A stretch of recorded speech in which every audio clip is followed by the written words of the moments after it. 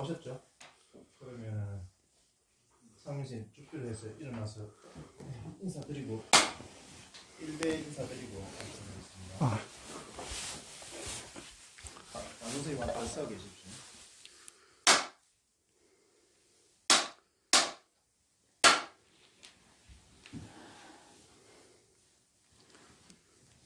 박수 한번 쳐주님께 정리해봤습니다. 네, 그리고 사업은 2023년도 졸업생 5분에 그동안에 수고하시면서 결과물로 이렇게 정리하신 논문 발표회를 갖도록 하겠습니다. 네, 그동안 2년 동안 율장을 하시면서 많은 것들을 보고 배우셨을 겁니다. 오늘 포사를 했는데요. 저희가 준비한 것은 오늘날의 포사라기보다는 부처님 당시의 포살, 그 생생한 포살을 조금 빠진 부분이 있지만 간략하게 한번 말씀드려보고자 합니다. 일단 우리가 목차에서 포살이란 무엇인가에 간단하게 언급하고요. 그다음 포살의 본론에서 포살의 기원, 그리고 포살의 정의, 그리고 포살의 내용 및 방법, 그리고 제기하는 그때 당시의 현가입했던 비구 포살의 특징, 그리고 마지막으로 그 포살의 의, 그리고 포살의 실행 목적에 대한 그 고찰을 한번 얘기해 보겠습니다. 일단 우리 포살은 아주 간단하게 짧게 이야기하자면 이 성가의 비구 스님네의 정체성 확립이지 않을까 이렇게 간단하게 제가 한번 생각을 해봤는데요. 일단 들어가는 말은 여기에 더 중요한 내용이기 때문에 한번 읽어보겠습니다. 포살이란 무엇인가? 1페이지입니다. 포살은 붓다 당시에 제정되어 현대의 성가에 그 전통이 전승되고 있는 중요한 의식입니다. 포살이란 동일한 경계에 속해 있는 비구 비구니들이 보름마다 한 곳에 모여서 지계의 실천 여부를 정기적으로 점검하는 의식이다. 포살에 참여한 비구 비구니들은 한 비구가 송출하는 발화 제목차의 조문을 들으면서 보름 동안의 범죄 여부를 되돌아보고 만약 범죄한 사실이 떠올랐다면 자신의 죄를 숨김없이 자발적으로 드러내어 고백하고 참여해야 한다. 그래야만 죄는 소멸되게 되고 수행자로서 청정함을 회복할 수 있기 때문이다. 달리 말하자면 지계를 잘 실천하여 자신의 청정함을 증명받을 수 있는 자리가 포살인 것이다. 수행자 개개인의 청정성 회복은 곧 청정성가를 형성하는 원동력이 되며 최종적으로 성가 전체의 화합을 이끌어내게 한다. 그러므로 포살은 청정성과 화합이라는 근원적인 의미를 함축하고 있는 중요한 의식이라는 것을 알 수 있습니다. 또한 수행의 측면에서 계율을 잘 지켜 그것을 확립하면 근접산매나 본산매를 개발할 수 있으며 그리고 나면 지혜의 개발로서 해탈 열반의 길로 인도할 수 있는 첫 관문으로서 포살의 역할이 있다고 할 수 있습니다. 본소구에서는 이러한 기본 인식 속에서 포살의 바른 이해와 정리를 한 다음 불타실에 율장 제정의 동기, 그 실천의 모습을 엿볼 수 있는 건도보를 대상으로 논의를 진행시키려고 합니다. 그리하여 포살의 대세계 봄으로써 오늘날의 불교에서 포살의 강의성을 모색해 갈 것입니다. 오늘 공교롭게도 오늘 또 포살이 있었는데요. 이것이 포살이라는 의식이 그 부처님 당시에 제정되어서 이렇게 면면이 이어졌는데 그때 당시의 모습과는 똑같지는 않습니다. 그 시대적 상황에 따라서 조금 변동이 되었는데요. 오늘 한번 포살 의식을 한 걸 한번 되새겨 볼 수 있는 좋은 기회인 것 같습니다. 이 페이지 가면 일단 포살의 기원에 대해서 한번 말씀드려 보겠습니다. 포살은 원래 우리 불교에서 처음 시작된 것은 아닙니다. 원래 바라문교의 그 우빠사와타에서 유래한 것인데요. 그때 당시로 그 포살이라는 의식이 있었다는 거죠. 다른 종교에. 그리고 설계, 개를 쓰라는 뜻을 갖기도 합니다. 포살의 뜻을. 그래서 불교 위의 종교에서 행하여지고 있던 의식을 채택한 겁니다. 그 기원에 대해서는 그리고 포살은 원래 그 소마제 신에게 바치는 술인데요. 소마제가 있는 전날에 행해지는 단식, 단식기를 가리키는 말이었고요.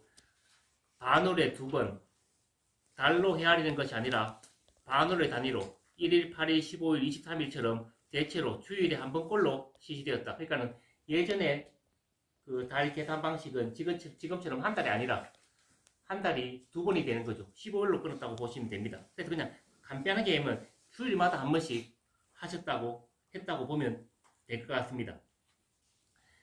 그렇다면 물론 장점이 있었기 때문에 이 포사를 우리가 불교에서 차용해서 이제 본격적인 제도로서 만든 것인데요. 그 장점이라는 것은 우리가 처음에 들어가는 말에서도 했다시피 여러 가지가 있는데요. 일단은 지금 그거는 나중에 얘기하고요. 일단 외도 수행자들, 불교 입장에서 보면 이제 외도 수행자들 되겠죠. 외도 수행자들이 함께 모여서 설법을 가지고 서로 하루를 같이 보내면서 또 친구가 되고 또 음식도 나눠 먹고 공양을 하는 것이었습니다. 그러니까 어떻게 보면은 이 친목 모이면서 또 공부를 확인하게 되고 여러 가지 겸사겸사. 그러니까 제사 때 우리가 보면은 우리 친척들 다 모여서 안부도 묻고 이렇게 챙기듯이 말입니다. 근데 이제 처음부터 하진 않을까요?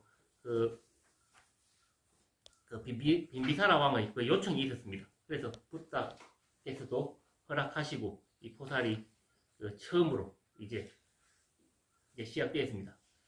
자, 그리고 또 잡안경에서는 브라만교에서 행하는 의식을 하였고 빨리회를 포살건도와 사분열의 세계군대에서는 외도들이 하는 행사라고 말해주고 있다. 그러니까 결국은 이제 불교에서 먼저 시작한 건 아니라는 거죠.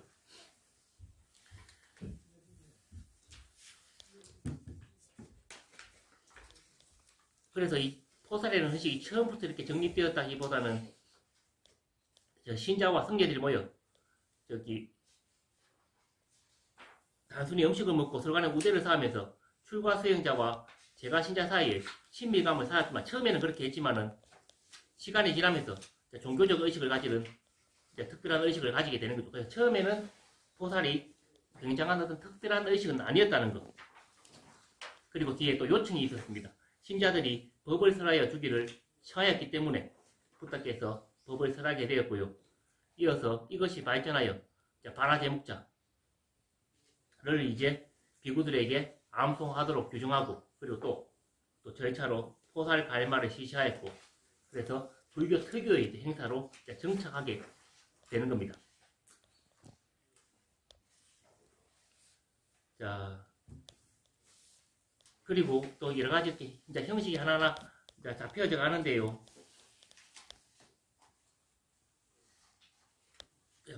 부탁께서도 또 요청하신 바가 날마다 바라 제목차를 외우지 마라. 외우는 사람은 악을 짓는 곳에 떨어진다.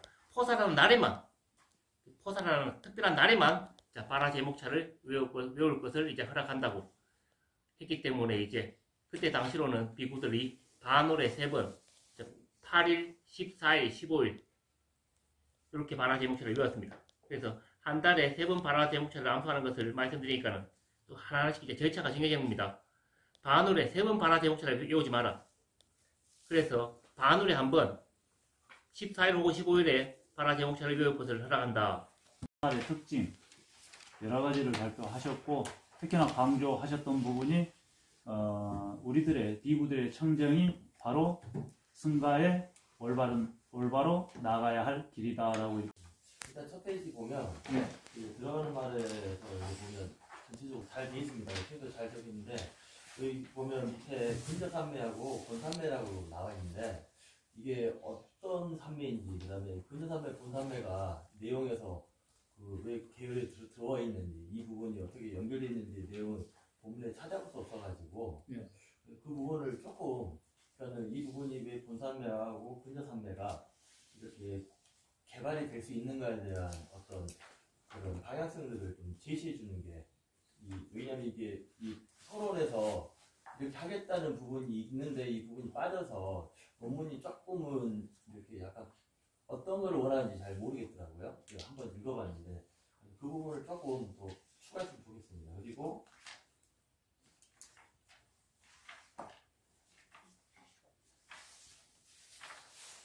페이지 보면 잠깐만요. 스님께서는 지금 질문을 기록을 했다가 이따 답변을 해드려야 됩니다. 예.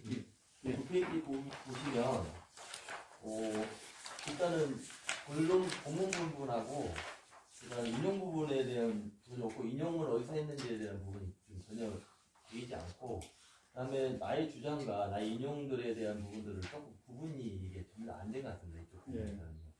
그리고 그 밑에 보면 이제 여기 보면 이제 장애 이제 포살에 대한 여기 승단에 여기 바다의 목차에 장애인데 장애가 나오거든요. 근데 이게 장애를 따로 빼서 그러니까 장애는 또 중요한 부분이거든요. 이게 지금 저희가 이렇게 뭐 포살하면서 장애나 그런 여러 가지 것들이 그 4분 1장 보면 나오거든요. 어떤 부분에서 이런 부분에서 포살을 못하거나 주례하거나 그런 부분들에 대해서 좀 간략하게 좀 구분을 해서 여기 포살에 대한 어떤 장애를 따로 좀 뺐으면 좋겠어요. 그래서 이 부분도 중요한 부분인데 여기 좀 묻혀가는 부분이 있어서 포살의 장애라면 무슨 뜻인가요? 여기 보면 이제 여기 장애가 있는 바라지 목차에 대해 생략 부분들이 있는데 이거를 좀 더 이렇게 단락을 따로 빼서 좀 이렇게 구분해 주면 좋지 않을까 생각합니다. 그리고 10장에 보면 여기가 포살의 종류가 있는데 포살의 종류에 대한 부분에 대해서는 조금 이렇게 잘 안 보이는 것 같고요. 그 다음에 비록 포살인데 3인이 뭐 그 무슨 몇 가지 그런 포살에 대한 비교를 해서 왜 비교 포살이 다른 거에 대한 명확한 어떤 그런 비교 부분들이 좀 빠지는 것 같고요. 그다음에 12페이지도 보면 인용 부분이나 그리고 나서 이제 이게 이 모든 것들이 왜 어떤 현실미가 있는지 그 현실에 대한 이제 여러 가지 뭐 비현실적인 있고 현실적이 있는데 이게 왜 세 번째 이게 세 번째 부분이 인용 1, 2, 3이 있는데 그래서 그 세 번째가 1번, 2번보다 더 현실적인 부분 있는 거에 대해서 이거를 조금 더 명확하게 구분해서 해주시고 그래서 어떤 거에 대해서 현실미가 있는가를 조금 이렇게 드러내 보이는 게 주장이 좀 좋을 것 같습니다. 그리고 마지막에 보면 이제 비유포살에는 뭐 특징이 있는데 이건 비유포살은 이게 지금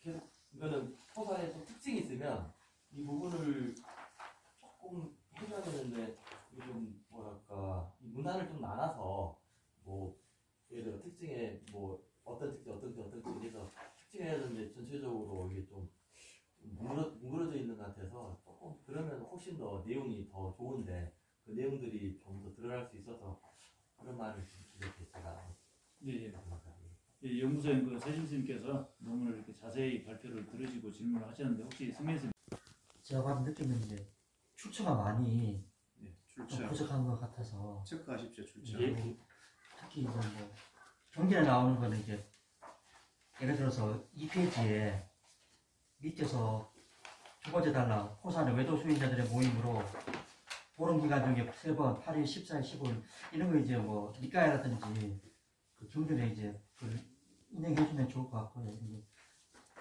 출처가 많이 좀 부족한 것 같습니다. 제 느낌에. 예. 그리고 주장하고 싶은 내용이 무엇인지 이게 보고서가 아니지 않습니까? 논문이니까 예. 포살에 대한 고찰, 포살에 어떤 점을 이제 주목해서 나는 이제 이렇게 논문을 쓰겠다 그런 방향성을 제시하면서 이제 그게 서론하고 제시하고 이제 결론을 이제 내면서 포살의 그런 어떤 점 중시해서 쓴 걸 가지고 이제 그 본문에다가 포살의 어떤 부분이 이제 내가 주장하는 바다 그 관련 내용을 이제 그렇게 했으면 좋겠는데 약간 제 느낌은 이제 그런 주장보다도 그냥 일반적인 보고서 내용 같은 그런 느낌이 많아서 근데 어쨌거나 저는 이 말은 게 쉽게 하지만 저도 논문을 써봤기 때문에 이게 상당히 힘들다는 걸 알고 있거든요. 어쨌든 많이 수고하셨다는 것을 제가 그런 걸 알 수 있었습니다. 그런 말씀입니다.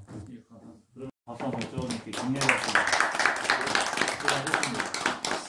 그리고 분쟁 해결에 대한 고찰 멸쟁건도의 다수결 원칙을 중심으로 발표를 하시겠습니다. 네, 2년차 형목입니다. 제 졸업 연구과제는 멸쟁건도의 내용을 멸쟁건도의 다수결 원칙 문제와 관련해서 그걸 소재로 해서 수학 문제 해결해 이것이 현대 경우에도 어떻게 적용될 수 있을까를 고민하는 과정에 쓰게 되었습니다. 순서는 물론 가장 기본적인 들어가는 말이 있고요. 멸쟁이라고 하는 것 자체가 어떤 다툼이나 그런 걸 없앤다는 표현이기 때문에 그러면 이것이 어떻게 일어나는 건가에 대해서 두 번째 언쟁 그리고 그것의 발생이라고 하여 두 번째 챕터에서 다뤘고요. 그것이 이쪽에서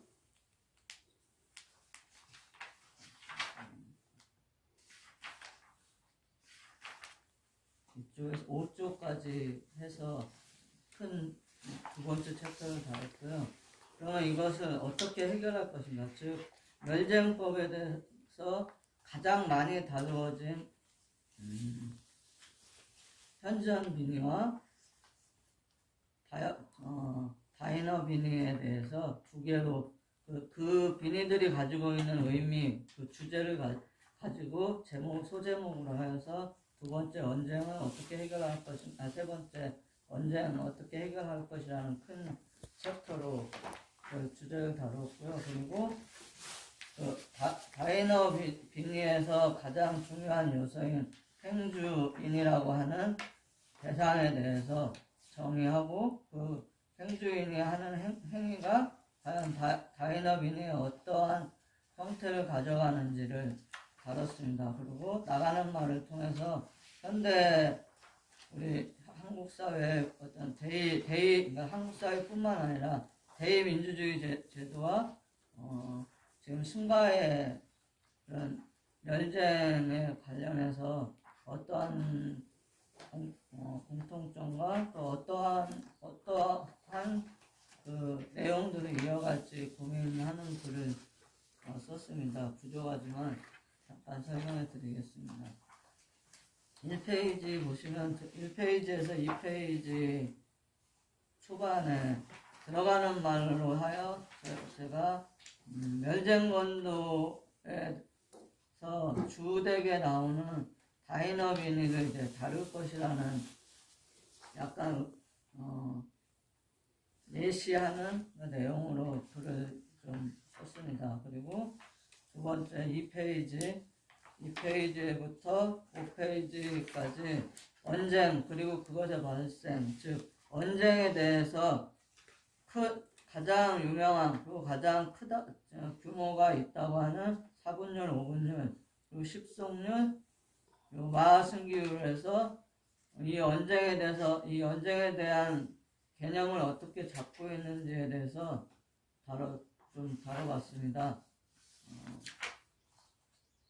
다루면서 이렇게 이 언쟁에 대해서 다룬 그 일장에 대해서 다룬 그 해설한 책이나 일장의 내용을 보면 거의 비슷한 의미를 가지고 있더라고요.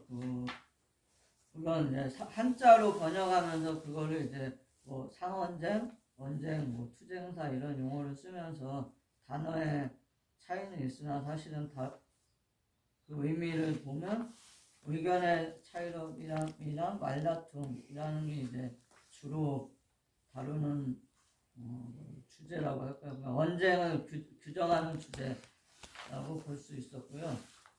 그래서 4페이지 보시면 언쟁은 어떻게 발생하는가?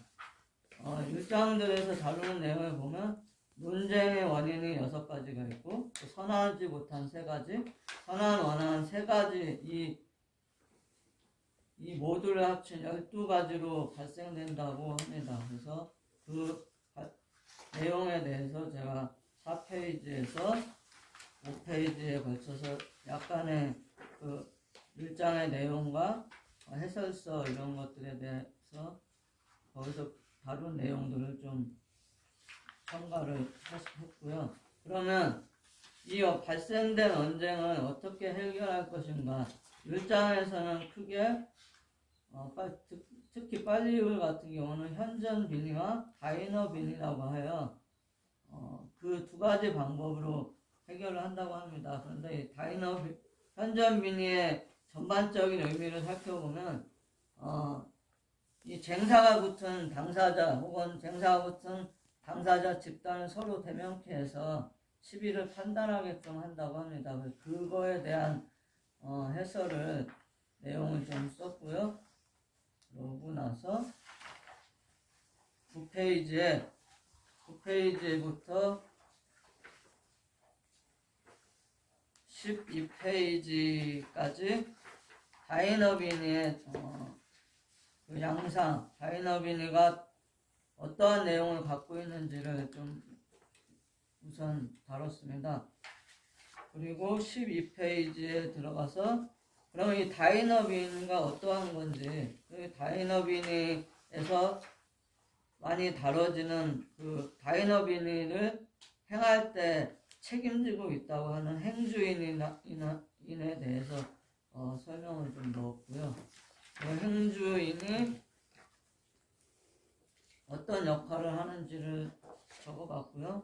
그리고 이제 이 다이너비니를 행할 때 과연 이게 이 다이너비니를 직접 행해야 되는지 말아야 되는지 그 어떠한 경우 안 해야 되는지에 대해서 16페이지 10가지 조건에 부합하면 시행하지 말라라는 챕터로 해서 다뤘습니다. 그리고 그 이후 지금 현대 대의민주주의 제도와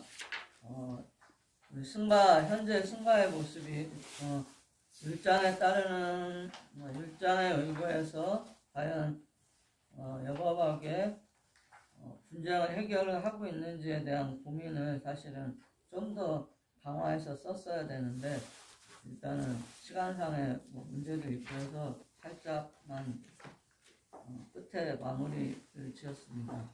저는 이상 이 정도 설명드리겠습니다. 예. 고찰의 발표를 방금 잘 들었습니다. 여기에 대해서 그 반론이나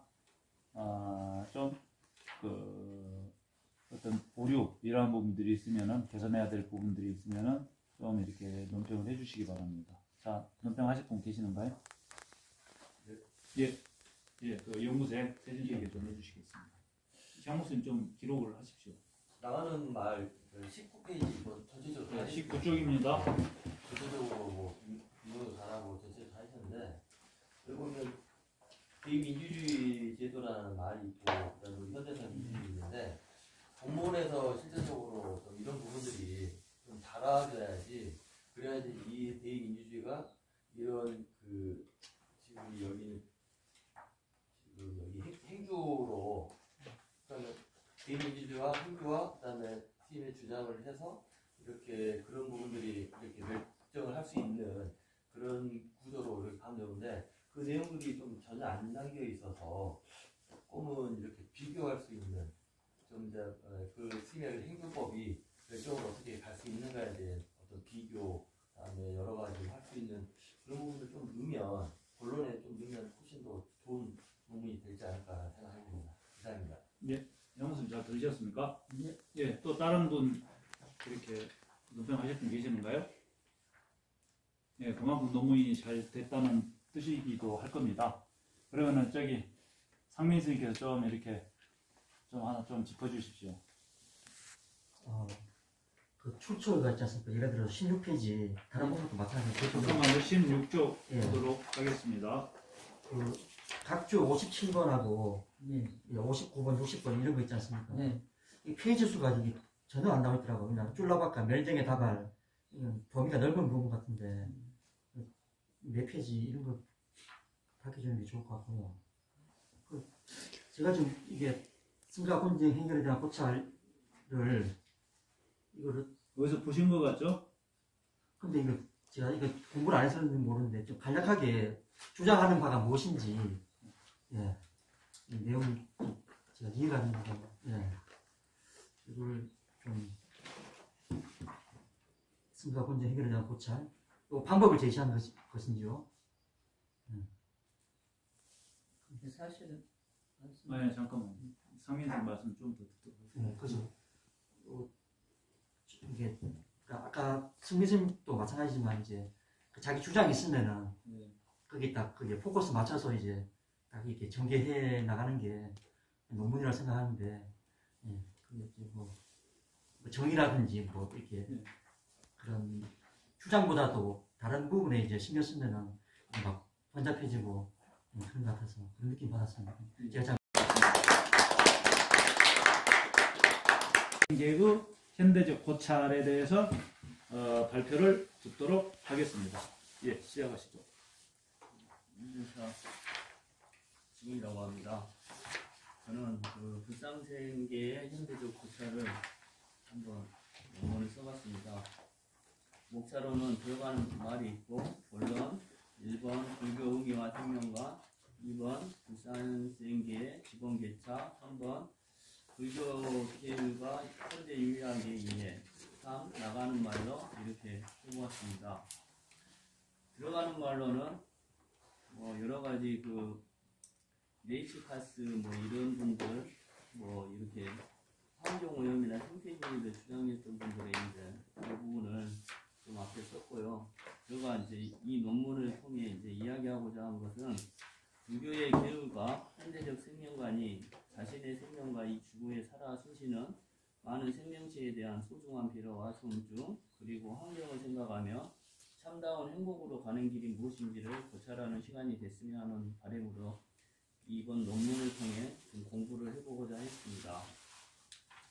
본론 1. 불교 의미와 생명관 2페이지입니다.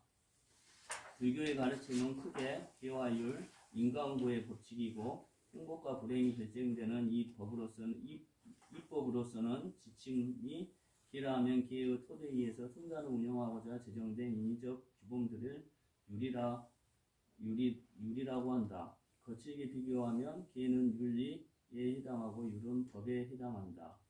사분율에 수록된 비구 250개나 비구니 348개의 부족개와 같은 규범이 율이다.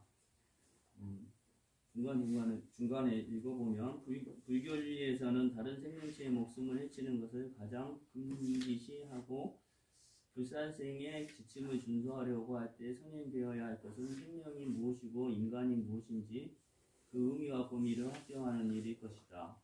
불살생계의 대상인 생명과 인간의 의미가 너무나 분명하기에 살생하지 말거나 살인하지 말라는 지침의 의미도 분명할 것이다. 거기서 이제 무슨 예를 들어서 세균이나 뇌사자 넘겨서 3페이지 황우석 박사의 그 배아줄기 세포 사건이나 이런 내용들을 이렇게 이제 좀 담아봤습니다. 그리고 4페이지로 넘어오면 밑에서 한 중간 부분에 불상생계의 준수와 위반의 문제를 풀고자 살생행위의 대상인 생명의 의미와 범위의 불교 교학에 근거하여 정립하는 것을 목적으로 삼는다. 그러나 불전의 가르침에 근거하여 생명 개념을 확정한 후 불살생의 윤리를 권유한다고 하더라도 우리 사회 구성원 모두의 이해와 동의를 얻지 못한다면 이는 실성 없는 불교인만의 독백이라고 말할 것이다. 이렇게 또 내용들이 나왔습니다. 그리고 5페이지로 넘어가면 생명이라는 것이 이제 인위적인 게 뭐 이런 역설적인 발생으로 인위적이고 자연적이고 충돌적인 생명, 철학, 과학, 광물, 법, 인간나 동등의 모든 개념의 인위적 분별을 통해 만들어진 것인데 우리는 이런 인위적 분별의 테두리를 인위가 아닌 자연에서 찾으려고 한다고 이렇게 글이 됐습니다. 그리고 생명의 보편적인 정의는 없지만 과학자의 관점에 따라 생명에 대한 다양한 정의를 시도해 왔다고 하고 거기에서 생리적 정의, 물질적 정의, 생화학적 정의, 유전적 정의, 역학적 정의 등을 이런 내용들을 담고 있습니다. 쭉 넘어가셔서 7페이지 보시면 중간 정도 불교와 생물학의 생명 개념 어떻게 다른가? 불전에서는 생명을 중생이라고 부르고 중생은 유정이라고 한 산역에 되기도 한다. 유정이 아닌 것은 즉 중생이 아닌 것은 무정물이라고 부른다. 불교의 불살생기에서 말하는 죽어서는 안 되는 생명체가 바로 중생이고 유정유이다. 그러면서 이제 연기법에 대해서 간략하게 좀 이야기를 했습니다. 9페이지로 넘어오면 1장에서는 나무나 풀과 같은 식물의 기신촌 또는 유병촌이라고 부른다. 기신과 새, 짐승, 모기, 파리, 뱀, 정갈, 뱀과 같은 유병류와 식물에 의지하여 살고 있기 때문에 풀이나 나무를 손상하는 것은 그들의 집을 망가뜨리는 꼴이 된다. 식물을 함부로 해쳐서는 안 되는 또 다른 이유는 승가의 명예가 훼손되기 때문이다. 하지부의 1장인 5분율에서는 이에 대해 다음과 같이 이렇게 설명하면서 그런 내용들을 담고 있습니다. 쭉 넘어가셔서 11페이지 제2 불사생계의 지분계산을 어떻게 해야 되는가를 제목으로 우리 눈에 보이는 존재 가운데 불교의 불사생계의 생명으로 간주한 것은 인간을 포함한 동물이다. 그 생물학 용어로 말하면 포유류와 조류, 어류는 불륜이고 곤충과 세균까지 모든 중생이 포함되며 우리가 불사생계를 지키고자 할 때 포유류와 조류, 어류, 곤충을 죽이지 않으려고 노력하기는 쉽지 않지만 가능한 일이다. 이렇게 해서 예를 들어서 육장의 계목과 판례, 설리체 유구, 분별, 근본 설리체 유구의 백일감마 이런 내용들을 담으면서 쭉 이야기를 하고 있습니다.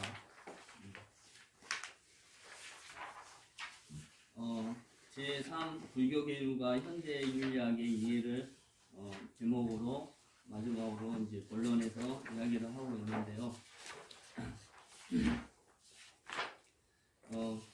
18페이지를 보시면 불교는 인간뿐만 아니라 출생, 식물 그리고 윤회하는 모든 생물들의 생명을 소중히 여기며 해치지 말 것을 적극적으로 후회해야 함을 비유를 통하여 밝혀주고 있다고 하고 현대 환경윤리학자 네오포드는 지금의 모든 윤리체계에는 단 한 가지의 전제로서 그것은 개인이 서로가 서로에게 의존하고 있으며 그렇게 구성된 공동체의 이론이라는 사실에 기반하고 있음을 언급하며 윤리가 자연계에 관한 인간의 관계를 한층 더 확장해야 한다고 하였다.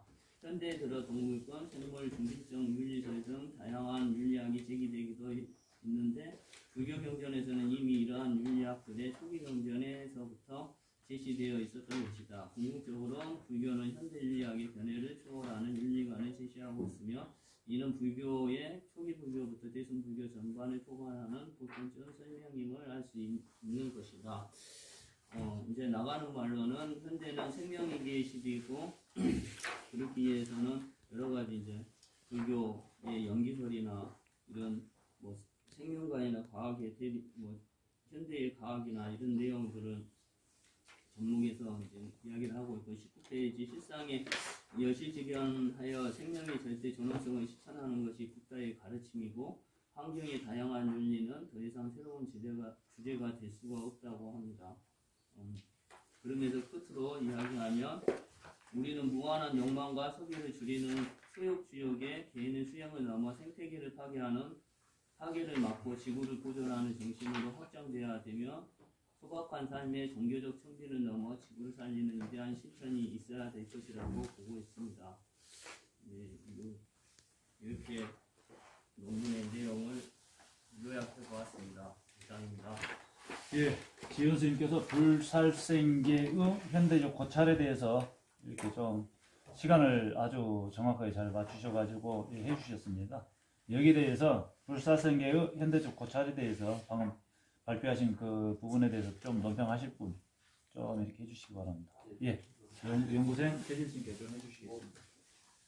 그 스님들 다 발표 잘하시고 다 정리하시고 글 쓴다는 게 어려운 거 알고 계시는데 그 전체적으로 그 어디서 인용해야 되는지 어디서 이 문장을 가져왔는지에 대해서 전혀 안 나타난 것 같고 예를 들어서 14페이지고 그런데 금강경 화엄경이 가르치면서 보듯이 생명의 개념에 대한 그 선을 볼 수 없다는데 이 부분이 왜 그런지에 대해서 뭐 간략하긴 했는데 14페이지에 나와 있는데 이게 왜 그런 거에 대한 자기 어떤 명확한 그런 것들을 비교할 수 있는 부분들이 안 나타난 것 같고요. 이거 다 대부분 그런 부분들이 많이 좀 부정하고 18페이지 보면 나가는 말에서 이제 주장이 나오는데 중요한 것은 현대 과기 12세기에 대한 그런 전체적인 어떤 틀을 본론에서 한번 잡아줘도 좋겠고 두 번째는 데카르트 세계관에 대한 그런 어떤 정의들이 조금 나와줘야 될 것 같습니다. 그래서 데카르트를 그 기준으로 해서 뭐 전후로 이제 많이 이렇게 패널을 받긴 한데 그 부분이 데카르트 이전과 데카르트 이후, 그 다음에 데카르트를 또 벗어나려는 현대적인 또 어떤 연기적인 어떤 생명적인 그 인간 중심적인 그런 부분들을 세 부분을 또 본론에서 조금 더 구분을 해줬으면 이 내용들이 좀 더 살지 않을까 그런 생각을 해봅니다. 감사합니다. 혹시 방금 지금 선생님 말씀 잘 들으셨습니까? 네, 네. 좀 그 부분을 좀 수정이라보다도 좀 이렇게 좀 더 보탤 거 보태고 이렇게 하시면 좋을 것 같아요. 다른 도반생도 일단 우선 우리가 다른 도반생들 이렇게 열심히 준비해서 발표하시는데 같이 동참하지 못해서 같은 시간에 동시에 동참하지 못해서 진심으로 유런장 스님, 강사님, 대웅스님께 참여드립니다. 제가 지금 쓰고자 준비하고자 하는 것은 논문의 형식을 갖출 수 있을지 모르겠지만은 제 미천한 경험을 바탕으로 제가 그 대만의 율도량에서 생활했던 그 경험을 바탕으로 그 안에서 그 도량 안에서 이 사분율이 구체적으로 어떻게 적용되고 생활 속에서 어떻게 스님들이 실생활 속에서 어떻게 하고 있는지를 제가 경험한 말 그대로 그냥 쭉 한번 나열하는 식으로 정리를 해보고자 합니다. 그래서 그 방법은 제가 도량에서 늘 썼던 그 승가작지라고 있습니다. 승가작지 법을 중심으로 고찰해보자 합니다. 예를 들자면 제가 가서 가장 크게 느꼈던 바가 오늘 우리가 포사를 하기로 했는데 포사 전에 그 설계자가 설계 스님께서 대중은 다 모였습니까? 이곳은 모두가 청정합니까? 세 번 묻습니다. 세 번 묻는데서 무견하여 모두가 청정함으로 개를 설하겠다고 얘기합니다.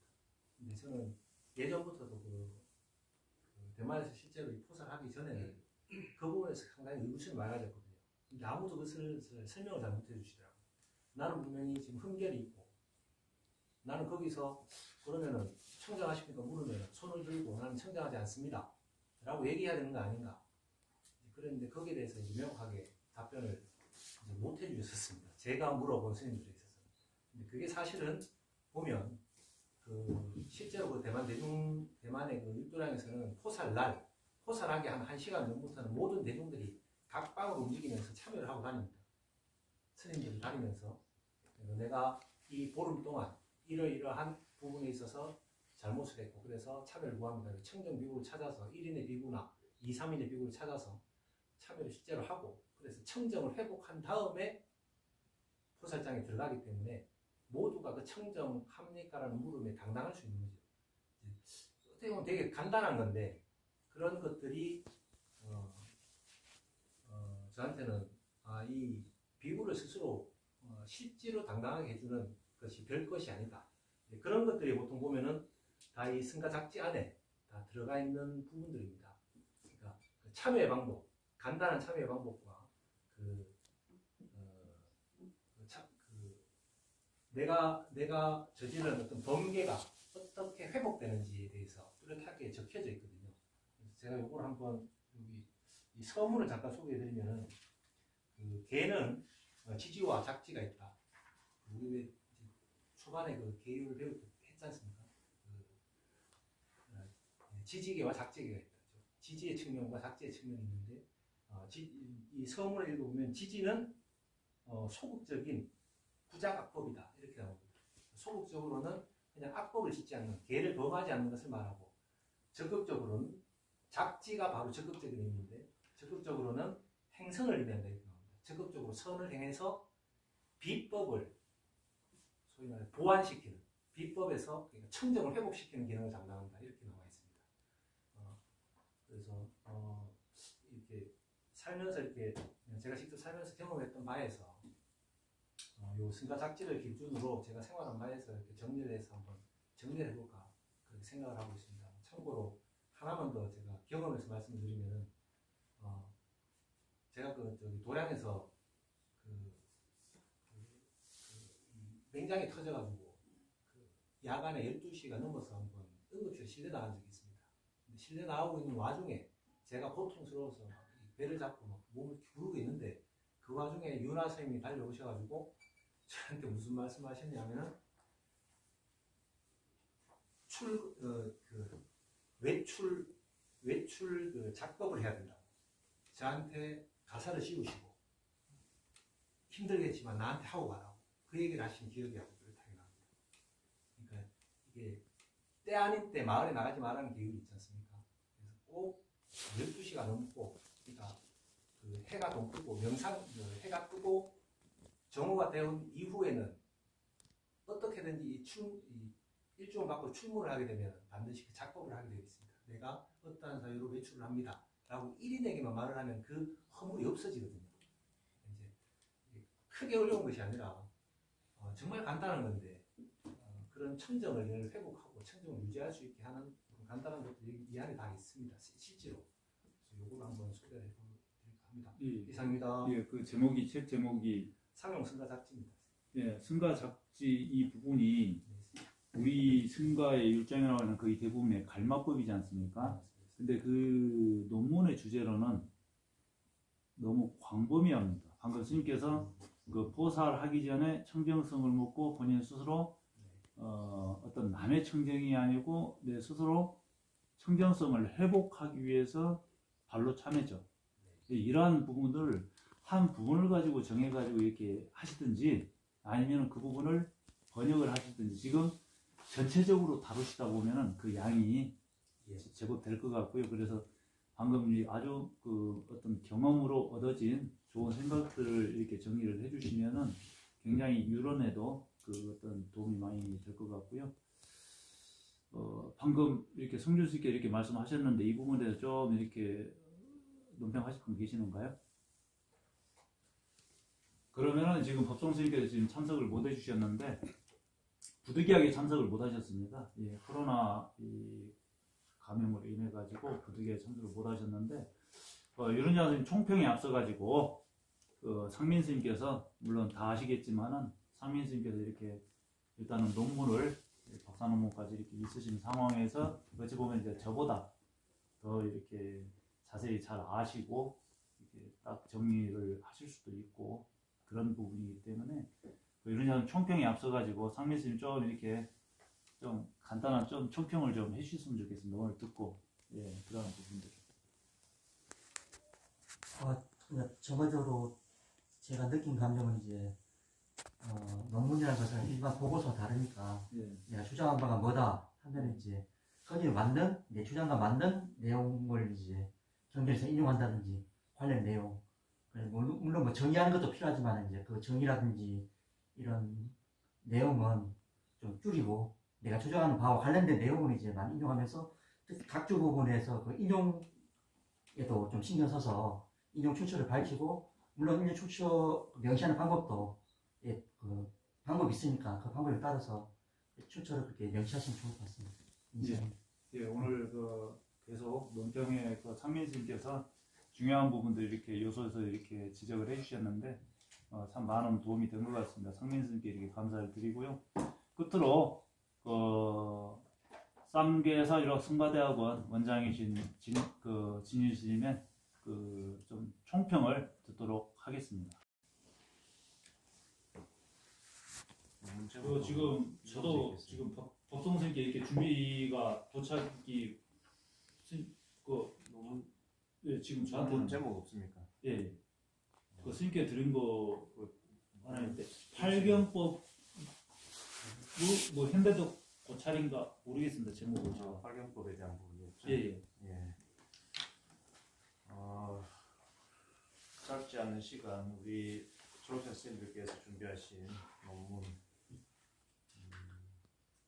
우리 승민 스님께서는 보살에 대한 고찰 그리고 황묵 스님께서는 승가 분쟁 해결에 대한 고찰 그리고 우리 지훈 스님께서는 불설생의 현대적 고찰 또 성준 스님께서는 사본주를 바탕으로 한 승가잡지 그러니까 승갈마에 대한 고찰에 대해서 연구를 하시겠다고 또 발표하신 분들은 발표하셨고 지금 준비하신 분들은 또 준비하시고 계시고 그리고 또 우리 국성 스님은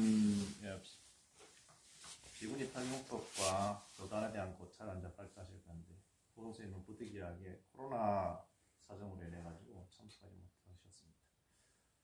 발표해 주신 네 분 스님 정말 감사드리고 짧지 않는 2년간의 시간 동안 공부하시고 또 정진하시고 이 지혜를 정득하기 위해서 필요한 어떤 내부적인 조건 그리고 외부적인 조건들 그것을 우리가 계율로서 말하자면 뭐 지지계다 작지계다 이렇게 하는데 이 논문 발표와 그리고 논평을 해주신 우리 스님들께도 감사드립니다. 그리고 이 2년차 스님들을 교수해 주신 우리 율감 스님께도 감사드리고 논평 중에 이 여러 가지 여러분들께서 애쓰신 부분에서 조금 부족하신 부분들을 지적해 주셨는데 그 부분을 좀 더 보완해 주시고 완성도를 좀 높여 주셨으면 감사하겠습니다. 이 계를 지키면서 우리가 수행 정진한다 하는데 그 계를 지키고 수행하고 또 소임도 보시고 그리고 이제 결과물도 이렇게 내셨는데 정말 애쓰셨습니다. 거기에 대해서 찬탄과 감사를 드리고 이 율자를 한번 정리해 보시니까 어떻습니까? 이 글로 적어보고 또 읽어보고 또 고쳐보고 또 이렇게 해보니까 또 이 정리가 딱 되시죠, 그죠? 그동안에 애쓴 결과물들이니까 그 완성도를 좀 더 높여주셨으면 감사드리겠습니다. 예, 마치도록 하겠습니다. 예, 끝으로 간략하게 한 말씀 드리겠습니다. 그동안에 2년 동안 이렇게 율장을 보시면서 한편으로는 소임 보시고 또 한편으로는 이렇게 오셔가지고 율장을 연찬하시면서 그래도 오늘 아주 뜻깊은 날이었던 것 같습니다. 모든 연구생에서부터 1년차 스님들까지 이렇게 한 곳에 모이셔가지고 그 좋은 시간을 이렇게 만들고 우리가 평상시에 갈고 닦았던 비구로서 반드시 익히고 닦아야 하는 이러한 행위에 대해서 보다 더 혼자만이 아니고 승과 화합을 해 가지고 하나하나 실천해 나가는 그러한 비구들이 되는 초석이 되고 늘 우리가 청정성을 유지할 수 있다라면 좋겠지만은 때로는 실수를 하고 놓치는 부분들이 있는데 오늘 포살을 통해 가지고 계속해서 나를 되돌아보고 청정성을 회복하는 것이 바로 승가의 청정성을 회복하는 것이다. 현대 비구들에게 승가의 가장 필요한 부분들이다라고 다시 한번 되새기는 좋은 시간이었던 것 같습니다. 발표해 주신 2년차 스님들께 다시 한번 감사드리면서 박수 한번 보내도록 하겠습니다. 이것으로서 2023년도 졸업생 논문 발표를 모두 마치도록 하겠습니다. 일어나셔가지고 입장기도 하면서 마치도록 하겠습니다.